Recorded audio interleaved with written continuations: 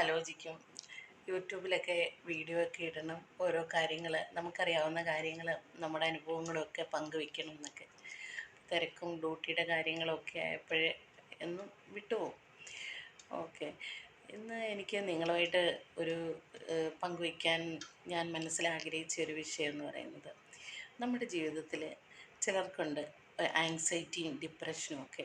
ഈ ആങ്സൈറ്റിയുടെ പ്രധാന കാരണം എന്ന് പറയുന്നത്, നമ്മൾ കഴിഞ്ഞ കാലങ്ങളിലേക്ക് തിരിഞ്ഞു നോക്കിയിട്ട് അയ്യോ എനിക്കൊന്നും നേടാൻ പറ്റിയില്ല, എനിക്കൊന്നും ഇല്ലല്ലോ, അയ്യോ ഞാനൊന്നും ആയില്ലല്ലോ, അങ്ങനെയൊക്കെയുള്ള ചിന്താഗതിയാണ് നമ്മുടെ ആങ്സൈറ്റി ഡിപ്രഷൻ ഒക്കെ ഉണ്ടാകുന്നതിൻ്റെ മെയിൻ കാരണങ്ങൾ. ഇതൊക്കെ ഇല്ല, നമ്മൾ മാറ്റിവെക്കുക. ഇങ്ങനെയൊക്കെയുള്ള ചിന്താഗതികൾ, നമ്മൾ ഇന്നിൽ ജീവിക്കുക.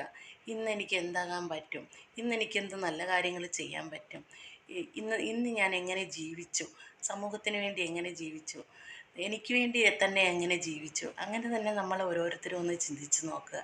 അല്ലാതെ നമുക്ക് ഇല്ലാത്തതിനെ ചുറ്റിയോ അല്ലെങ്കിൽ ഇനി ഉണ്ടാകാനിരിക്കുന്ന കാര്യങ്ങളെ പറ്റിയോ ടെൻഷനൊക്കെ അടിച്ചിട്ട് ഈ അസുഖങ്ങളൊക്കെ വരുത്തി വെക്കാതെ ഇരിക്കുക.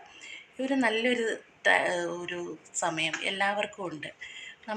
നമ്മൾ തന്നെ നമ്മുടെ ജീവിതം മാറ്റിമറിക്കുവാൻ നമുക്ക് ഓരോരുത്തർക്കും സാധിക്കും. വേണ്ടാത്ത ചിന്തകളും പ്രയാസങ്ങളും ഒക്കെ അങ്ങ് മാറ്റിവെക്കുക. എപ്പോഴും സന്തോഷമായിട്ട് തന്നെ ഇരിക്കുക.